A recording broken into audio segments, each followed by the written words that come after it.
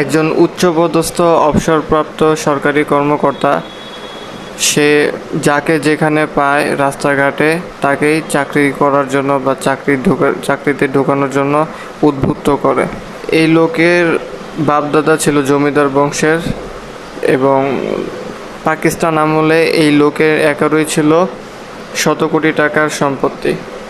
কিন্তু অবসর হতে হতে সে সব সম্পত্তি বিক্রি করে দেয় এবং বর্তমানে তার গুলশানে একটি বাড়ি ও দুটি গাড়ি আছে এবং তার 4 ছেলে মেয়ে বিদেশে উচ্চশিক্ষিত হয়ে বিদেশে স্থায়ীভাবে থাকছে।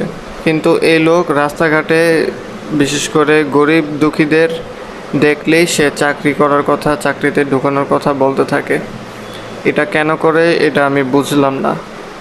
এই লোকের মতো সবাই তো আর খান বাহাদুর বংশের লোক না, কারণ চাকরিতে ঢুকে চাকরি করে সারা জীবন চাকরি করেও সে একটি বাড়ি বানাতে পারবে না, কিন্তু তারপরেও সে সারাক্ষণ জব, সিভি, প্রমোশন লেটার এই শব্দগুলো বলতেই থাকে।